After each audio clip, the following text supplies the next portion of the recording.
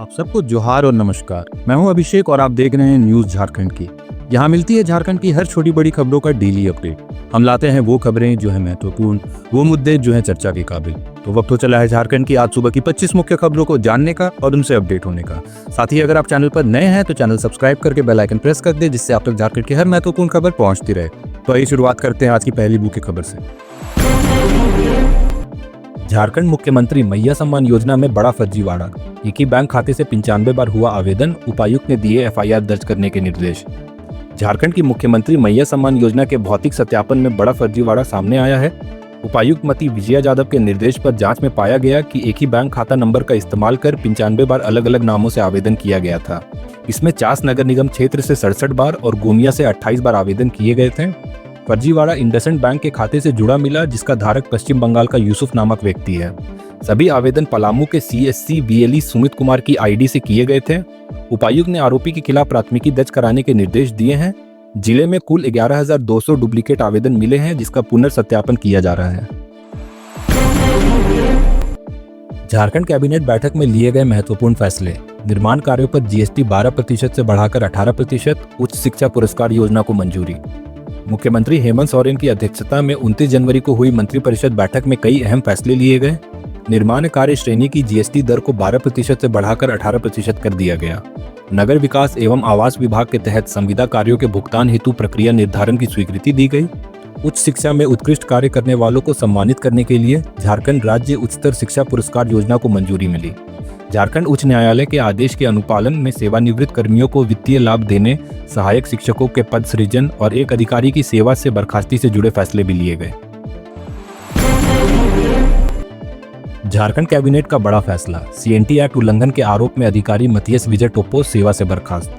मुख्यमंत्री हेमंत सोरेन की अध्यक्षता में हुई मंत्रिपरिषद की बैठक में 6 महत्वपूर्ण प्रस्तावों को मंजूरी दी गई, जिसमें झारखंड प्रशासनिक सेवा के अधिकारी और रांची के तत्कालीन विशेष भूमि पदाधिकारी मतियस विजय टोप्पो को सेवा से बर्खास्त करने का प्रस्ताव भी शामिल था। उन पर छोटा नागपुर टेनेंसी एक्ट सीएनटी की धारा 71A का उल्लंघन कर 1969 से पूर्व की भूमि को बिना जांचे नियमित करने और 30 वर्ष के टाइम बॉन्ड नियम के उल्लंघन का आरोप है। फिलहाल वे हजारीबाग में DRDA निर्देशक के पद पर कार्यरत थे। राज्य में 19 कोल्ड स्टोरेज का निर्माण तय समय सीमा में पूरा करने का निर्देश। कृषि मंत्री शिल्पी नेहा तिर्की ने गुणवत्ता पर दिया जोर। कृषि, पशुपालन एवं सहकारिता मंत्री शिल्पी नेहा तिर्की ने भवन निर्माण विभाग के अधिकारियों संग बैठक कर राज्य में निर्माणाधीन 19 कोल्ड स्टोरेज का कार्य समय सीमा के भीतर पूरा करने का निर्देश दिया। उन्होंने कृषि उत्पाद और फल सब्जियों के संरक्षण के लिए पर्याप्त कोल्ड स्टोरेज की आवश्यकता पर जोर देते हुए निर्माण कार्य की गुणवत्ता सुनिश्चित करने को कहा। मंत्री ने लैंपस पैक्स भवनों के रखरखाव और जर्जर भवनों के पुनर्निर्माण को भी आवश्यक बताया। बैठक में विभागीय सचिव अबू बकर सिद्दीकी और भवन निर्माण विभाग के सचिव अरवा राजकमल समेत अन्य अधिकारी मौजूद रहे। जमशेदपुर में ट्रांसपोर्टर संतोष सिंह हत्याकांड का पुलिस ने किया खुलासा। बदले की आग में मास्टरमाइंड रोहित दीक्षित समेत 7 आरोपी गिरफ्तार। हथियार और स्कूटी बरामद, अन्य की तलाश जारी।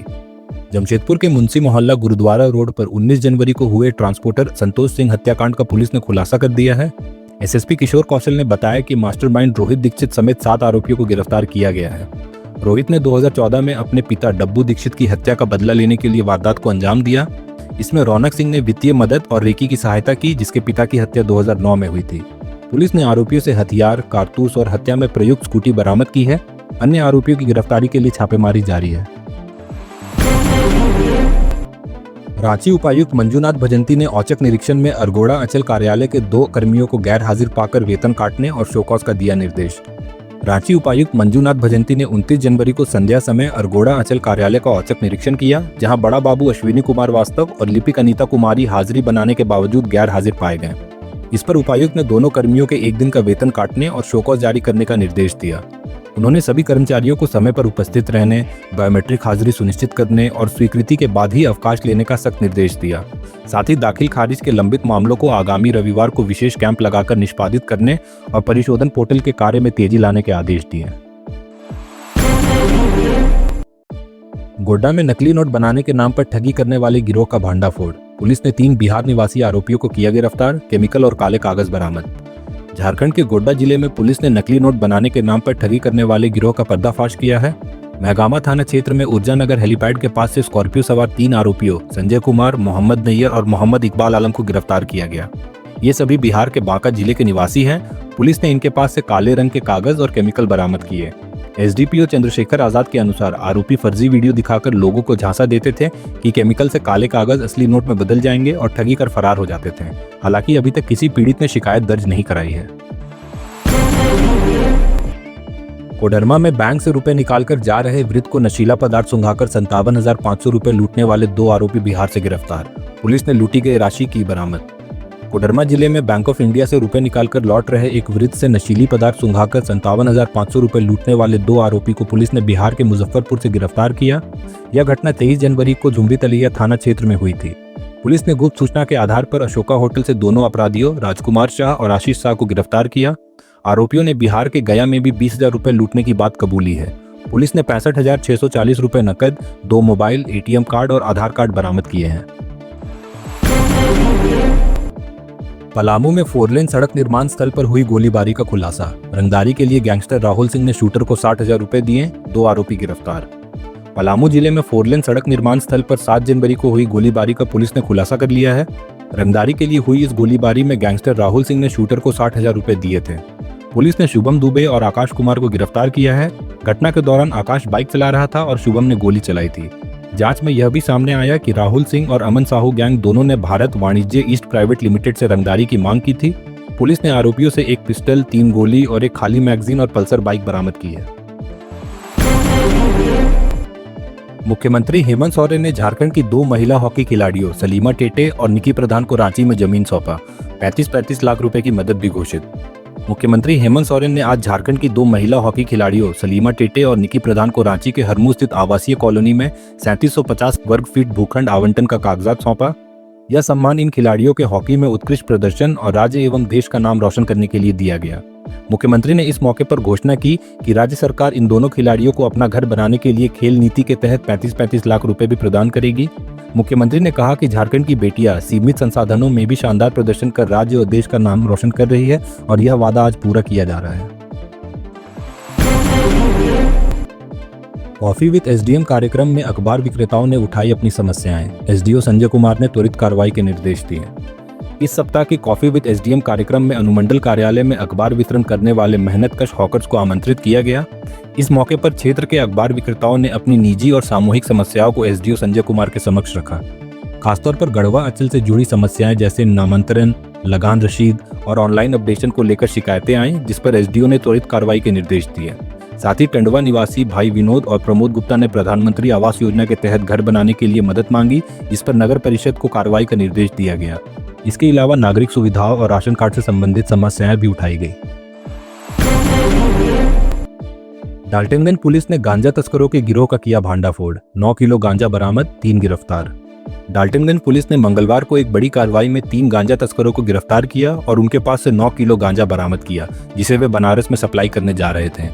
गिरफ्तार तस्करों में हबीस अंसारी, दिलीप कुमार और पिंटू कुमार शामिल हैं। पुलिस को गुप्त सूचना मिली थी कि तस्कर रेलवे स्टेशन के पास गांजा लेकर पहुंचे हैं। स्टेशन पर छापेमारी करते हुए तीनों आरोपियों को पकड़ लिया गया। पूछताछ में पता चला कि ये गांजा बनारस के अमित कुमार गुप्ता को भेजने के लिए था। पुलिस अब तस्करी के पूरे नेटवर्क का खुलासा करने में जुटी है। हजारीबाग में सिरसी ओवरब्रिज के नीचे रेलवे ट्रैक पर एक अज्ञात व्यक्ति का कटा हुआ शव मिलने से सनसनी फैल गई। मृतक का सिर धड़ से अलग मिला। घटना की सूचना मिलते ही हजारीबाग आरपीएफ और स्थानीय पुलिस मौके पर पहुंची। प्रारंभिक जांच में ट्रेन की चपेट में आने से मौत की आशंका जताई गई है। पुलिस यह पता लगाने में जुटी है कि यह दुर्घटना है या आत्महत्या का मामला है। शव को पोस्टमार्टम के लिए शेख बिकारी मेडिकल कॉलेज भेजा गया है, जहां पहचान के लिए 72 घंटे तक मॉर्चरी में रखा जाएगा। घटना के कारण वंदे भारत समेत कई सुपरफास्ट ट्रेनों के संचालन वाले इस महत्वपूर्ण रेल मार्ग पर कुछ समय के लिए यातायात प्रभावित हुआ। हालांकि बाद में स्थिति सामान्य कर दी गई। पुलिस मृतक की पहचान के लिए आसपास के थानों में दर्ज लापता व्यक्तियों की शिकायतों की जांच कर रही है और स्थानीय लोगों से भी जानकारी जुटा रही है। पुलिस अधिकारियों के अनुसार पोस्टमार्टम रिपोर्ट से मौत के सटीक कारणों का पता चल सकेगा। रिम्स के चिकित्सकों ने स्वास्थ्य मंत्री डॉक्टर इरफान अंसारी से मुलाकात कर सरस्वती पूजा की अनुमति दिलाने पर आभार जताया और बस्ती में मारपीट के मामले में सख्त कार्रवाई का आश्वासन लिया। रिम्स के चिकित्सकों ने स्वास्थ्य मंत्री डॉक्टर इरफान अंसारी से मुलाकात कर सरस्वती पूजा की अनुमति के लिए आभार जताया। इस दौरान रिम्स जूनियर डॉक्टर एसोसिएशन के प्रतिनिधियों ने मंत्री को पूजा कार्यक्रम में शामिल होने का न्योता दिया, जिसे मंत्री ने स्वीकार किया। मुलाकात में मंत्री ने बस्ती में रिम स्टूडेंट से हुई मारपीट की घटना की जानकारी ली और दोषियों पर सख्त कार्रवाई का आश्वासन दिया। घायल छात्र ऋषभ की स्थिति में सुधार है और वेंटिलेटर से हटा लिया गया है। चितरंजन आरपीएफ ने रेलवे संपत्ति चोरी के आरोप में 4 आरोपियों को गिरफ्तार किया। 10,000 रुपए की चोरी गई संपत्ति बरामद। चितरंजन आरपीएफ ने रेलवे संपत्ति चोरी मामले में 4 आरोपियों को गिरफ्तार किया और उनके पास से करीब 10,000 रुपए मूल्य की चोरी की गई रेलवे संपत्ति बरामद की गई। यह चोरी 3 जनवरी को चितरंजन गल्फ ग्राउंड में हुई थी। गिरफ्तार आरोपियों में राहुल कुमार, तारकेश्वर महली, अरूप महतो और राहुल बावरी शामिल हैं। आरपीएफ अधिकारियों के अनुसार आरोपियों से पूछताछ की जा रही है और मामले की छानबीन जारी है। झारखंड सरकार ने युवाओं और रोजगार को प्राथमिकता देते हुए 36 लाख विद्यार्थियों को छात्रवृत्ति, 4.71 लाख साइकिल वितरित की और 7,625 रोजगार आवेदन स्वीकृत किए। झारखंड सरकार ने 2023-24 और 2024-25 के बीच 36 लाख विद्यार्थियों को छात्रवृत्ति देने पर 1415 करोड़ रुपए खर्च किए। इसके अलावा 21.5 लाख विद्यार्थियों को 442 करोड़ की छात्रवृत्ति दी गई है। राज्य सरकार ने 4.71 लाख विद्यार्थियों को साइकिल वितरित की है। मुख्यमंत्री रोजगार सृजन योजना के तहत 7,625 आवेदन स्वीकृत किए गए और अब तक 438 करोड़ रुपए का ऋण वितरित किया गया। रांची पुलिस ने भाजपा विधायक सीपी सिंह के खिलाफ आचार संहिता उल्लंघन मामले में चार्जशीट दाखिल की। कोर्ट में सुनवाई हो सकती है। रांची पुलिस ने भाजपा विधायक सीपी सिंह के खिलाफ आचार संहिता उल्लंघन मामले में चार्जशीट दाखिल कर दी है। यह मामला रांची के हिंदपीढ़ी थाना में दर्ज कांड संख्या 123/2024 से जुड़ा है। आरोप है कि विधानसभा चुनाव के दौरान हिंदपीढ़ी क्षेत्र में भाजपा के चुनाव चिन्ह कमल के झंडे लगाए गए थे, जो आचार संहिता का उल्लंघन था। अब इस मामले को एमपी एमएलए की विशेष कोर्ट में ट्रांसफर किया जा सकता है, जहां इसकी आगे की सुनवाई होगी। प्रयागराज के संगम तट पर मची भगदड़ में 20 से ज्यादा श्रद्धालुओं की मौत। झारखंड की गायत्री देवी भी शामिल। प्रयागराज के संगम तट पर मंगलवार बुधवार की देर रात हुई भगदड़ में 20 से ज्यादा श्रद्धालुओं की मौत हो गई और 50 से अधिक लोग घायल हो गए।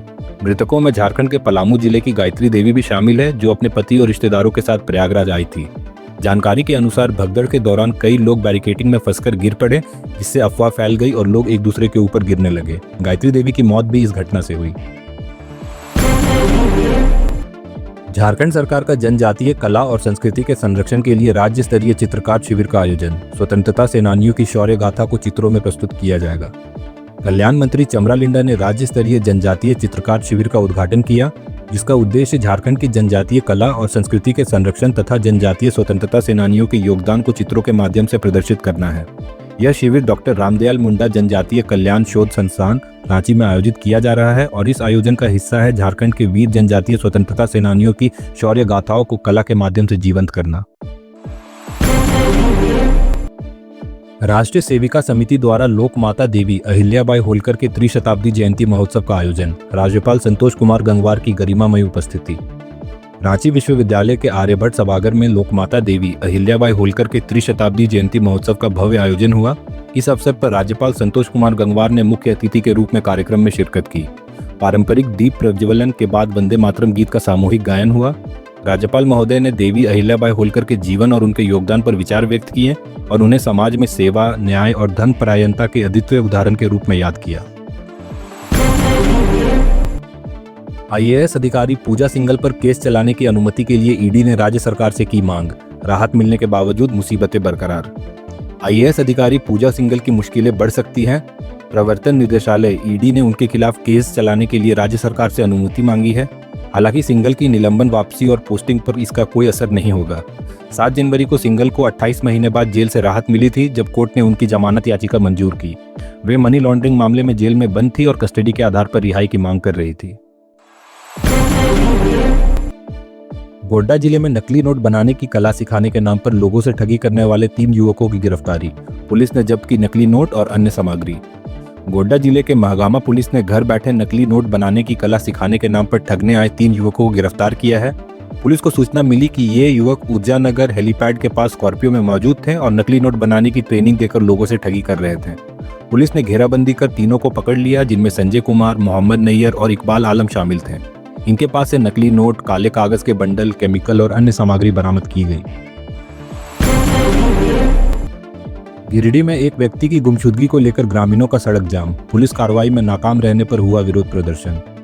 गिरिडीह जिले के तीसरी गांव में एक व्यक्ति की गुमशुदगी को लेकर ग्रामीणों ने बुधवार को सड़क जाम कर विरोध प्रदर्शन किया। विजय यादव नाम का व्यक्ति 27 जनवरी से लापता है और उनकी पत्नी ने कुछ लोगों पर अपहरण का शक जताया है। ग्रामीणों ने तीसरी थाना पुलिस पर आरोप लगाया कि शिकायत के बावजूद कोई कार्रवाई नहीं की गई। मामले की गंभीरता को देखते हुए एसडीपीओ राजेंद्र प्रसाद मौके पर पहुंचे और मामले की जांच का आश्वासन दिया, जिसके बाद करीब 2 घंटे तक चले सड़क जाम का समापन किया गया। जामताड़ा में आयोजित जिला स्तरीय किसान मेला में उन्नत कृषि तकनीकों और सरकारी योजनाओं का किसानों को मिला जानकारी का खजाना। जामताड़ा के गांधी मैदान में आयोजित जिला स्तरीय किसान मेला सह उद्यान प्रदर्शनी में किसानों को नवीन कृषि तकनीकों और अवलोकन करने का मौका मिला। कृषि, पशुपालन और सहकारिता विभाग द्वारा आयोजित इस मेले में उन्नत बीज, पशुधन, आधुनिक कृषि उपकरण और विभिन्न प्रकार की फसलों का प्रदर्शन किया गया। इस दौरान किसानों को आधुनिक खेती और बागवानी की तकनीकों से अवगत कराया गया।